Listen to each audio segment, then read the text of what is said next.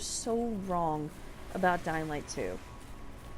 You don't even understand how wrong you are, because you have been baptized in the we'll fix it later culture of gaming.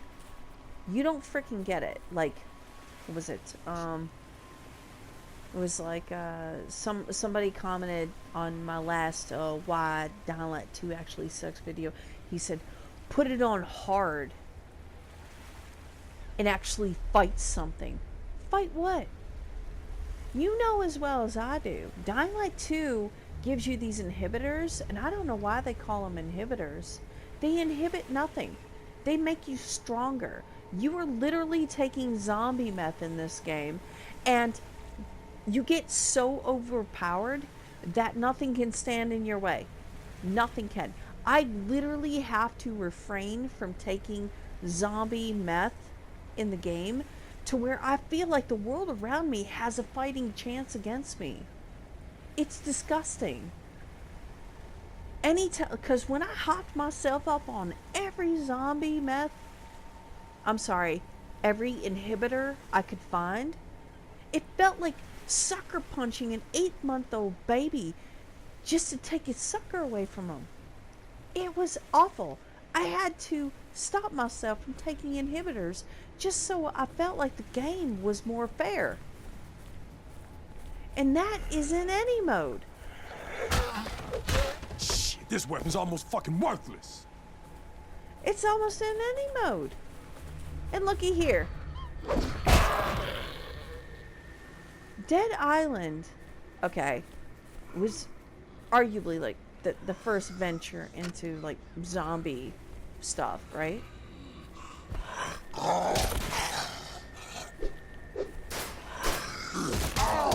It's janky, it's awkward, it's freaking weird, but you know what? At least I can throw my damn weapon. Look at this. I can throw that. It's a very fundamental sort of thing that you expect to have in a Techland zombie game. I want to be able to throw my wrench over there. Whether or not I find it again, well, that's up to the gamer gods, isn't it? It's up to the gamer gods whether or not I can find those wrenches. Give me my damn wrench back. Turn on hard mode and then find something. I could turn up to hard mode. I played the game on hard mode. I have fought a lot of stuff in Dying Light 2. Hundreds of hours worth of stuff I could have fought in Dying Light 2. Do you know what? Do you know what I learned? After hundreds of hours, I decided to stop once in a while and see how the world reacted to me. Let's test this shit out, shall we? Alright, I'm coming up here.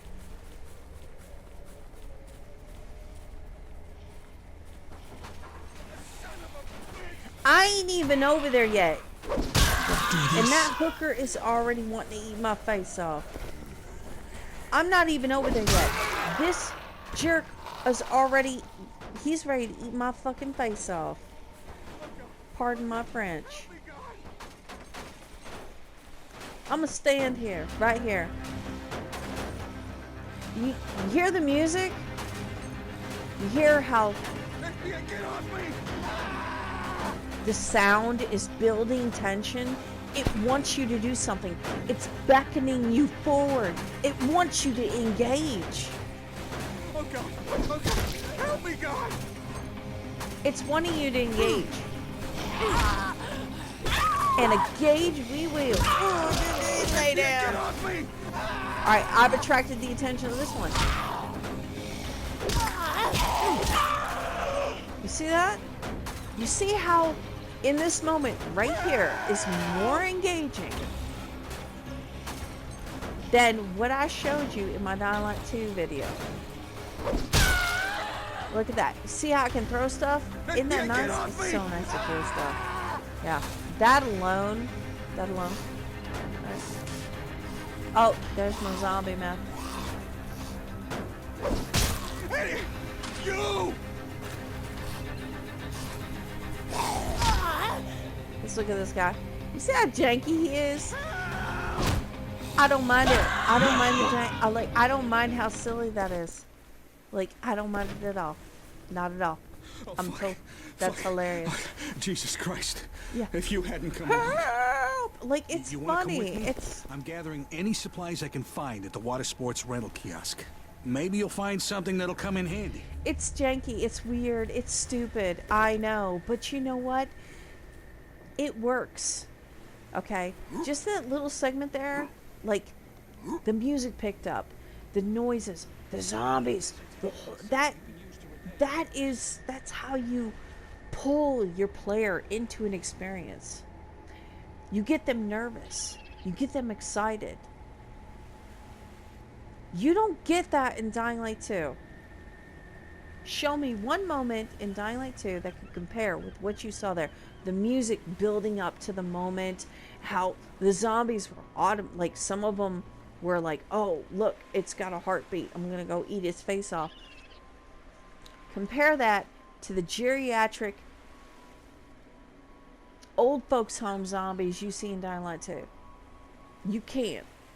But mostly, show me where I can throw my weapon, which is super fun. It never gets old. That's why Dead Island is, it's a cult classic.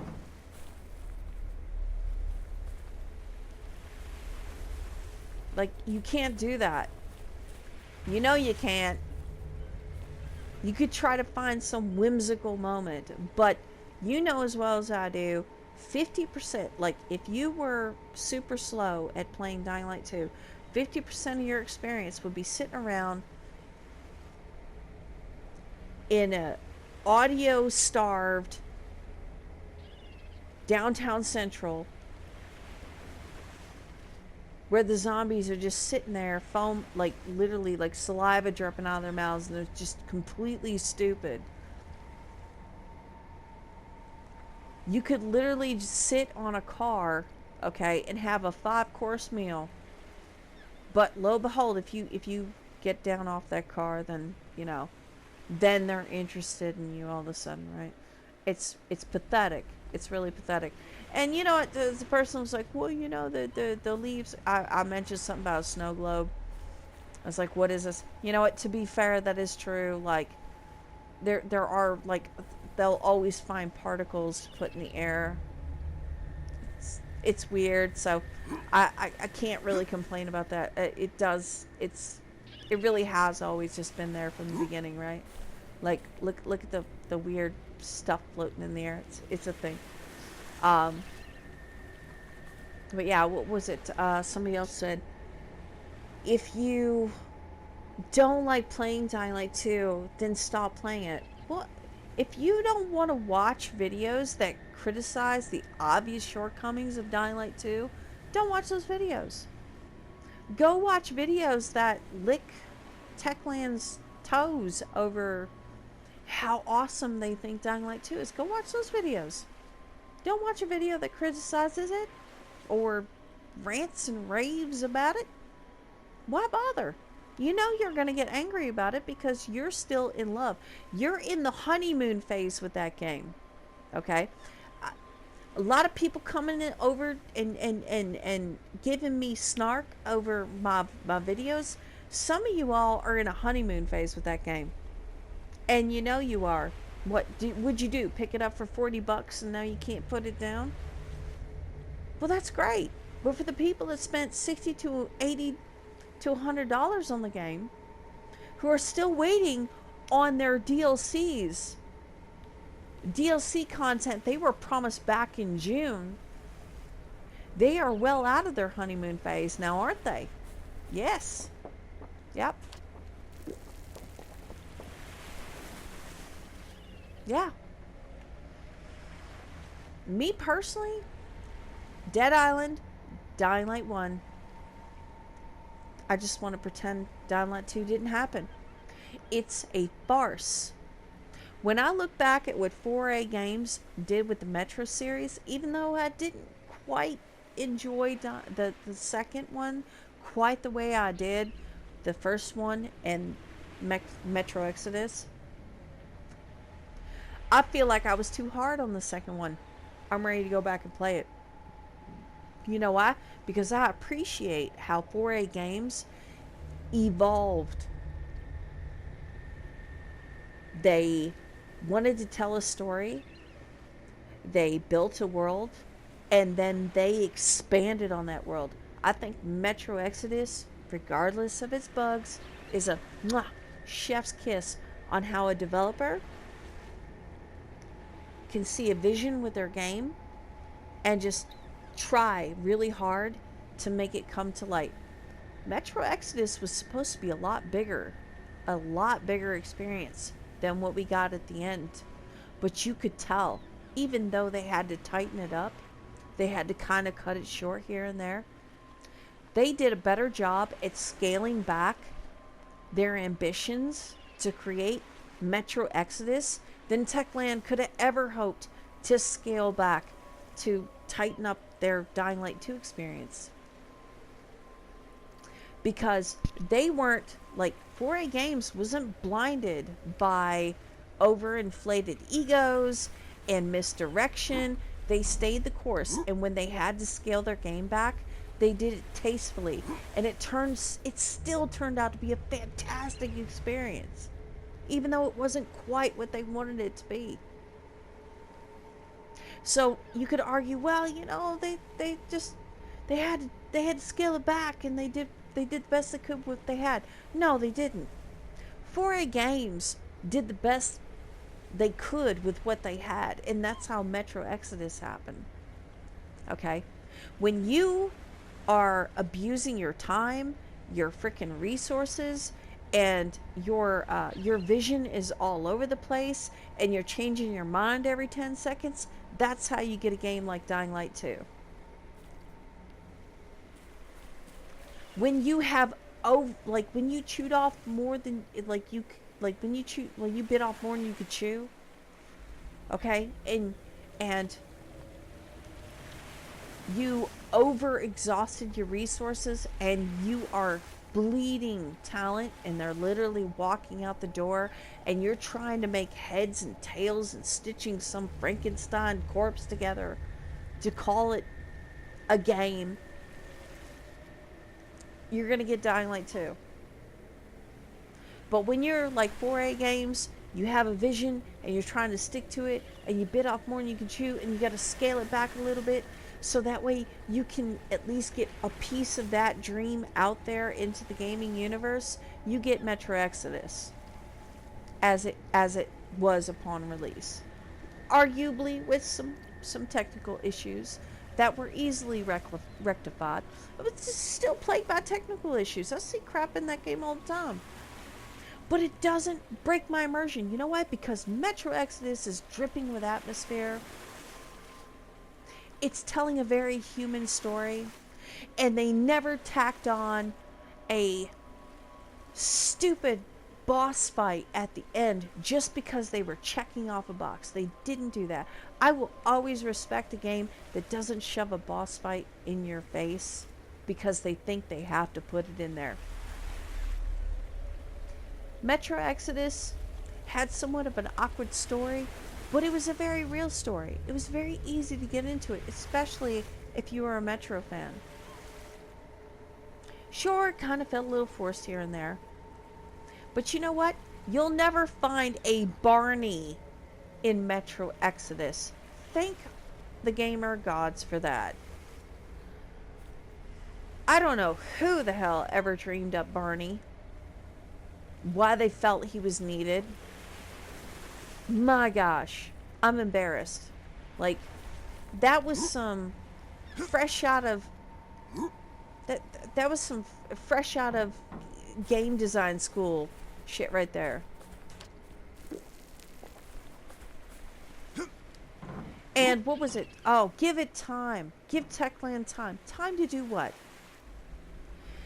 They had years. They had perfected their art over years. They should have dazzled us with everything they learned over the years. All their mistakes. All their best ideas. They should have dazzled us with Dying Light 2.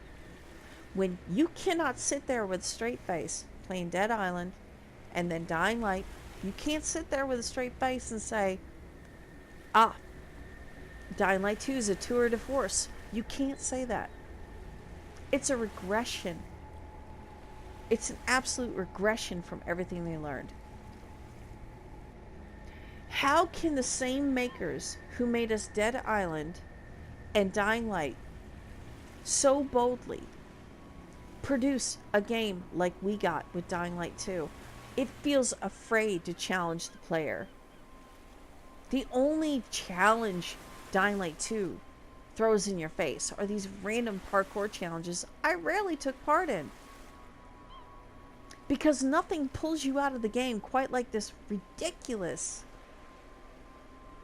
parkour challenge that's completely disconnected from the experience the game is supposed to be offering you.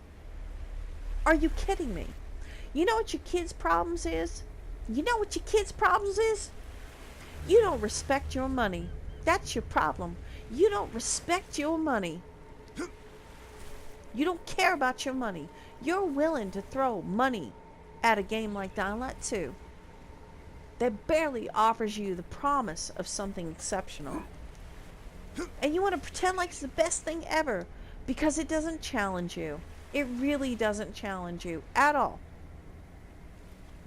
You want to reward Techland for giving you a game that doesn't really challenge you, doesn't make your palms sweat at all. Best zombie game ever. You know what? If I was your mama, I would freaking ground you. I would ground you. No. No. You need to learn to respect your money. If you're a grown-ass person, I would ground you and make you come back home, okay, so I could re-educate you on how to properly respect your money, because these developers do not respect your money. Do you know when, well, they do respect your money. Do you know when they respect your money? When you put it in their pocket and it becomes their money. That's when they respect your money. They don't respect your money when they're trying to sell you something. I remember when I was younger and when games were released, they had to be as well polished as possible upon release. You know why? Because you could take that game and take it back to the store because it was a defective product and you would get your money back. I remember those days.